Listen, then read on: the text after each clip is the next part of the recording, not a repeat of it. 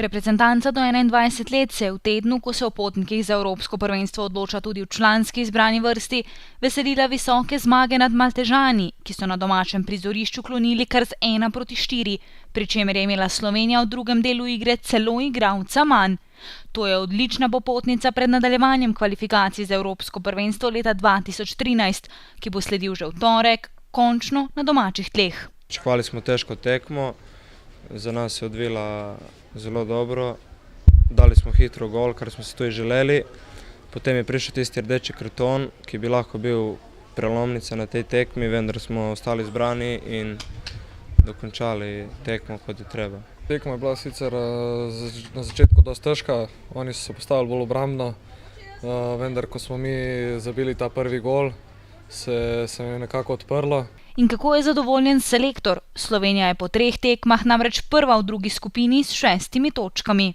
Mi smo pričakovali težko tekmo na Malti, samo glede na 4:1 je tekma končala, jaz bi fantom čestital, ne prestopim vsem, čeprav smo imeli igralca manj, cel drug polčas smo zasluženo zmagali. Na Ptuju bodo reprezentanti v torek pred domačimi navijači gostili reprezentanco Ukrajine, ki s tekmovanjem še ni začela.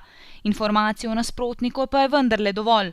Ve se, kaj fantje želijo doseči, prav tako je jasno, kdo je favorit dvoboja. Mi jim prepuščamo vlogo favorita, to je oni pa Švedska sigurno favorit te skupine. Mi si želimo zmago proti Ukrajini, upam, da jih bomo mi presenetili, vsekakor so oni favoriti, ampak mi igramo na domačem igrišču, tako da mi jih lahko zmagamo. Fantje si bodo lahko pomagali tudi iz preteklih izkušenj z nasprotnikom, saj se je generacija iz prejšnjega tekmovanja v nižji selekciji že spoznala z njimi.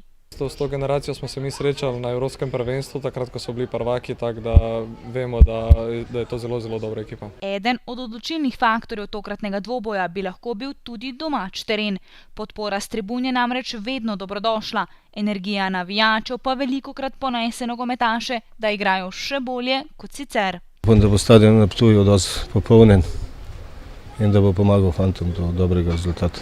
Po bi bilo, če bi se zbralo veliko število ljudi, jaz upam, da bo, da nam pomagajo, da so nam 12 igralec. Dvoboj Slovenije in Ukrajine se bo pričel v torek ob 4:30 popoldne. Vstop na tribune mestnega stadiona na Ptuju je prost.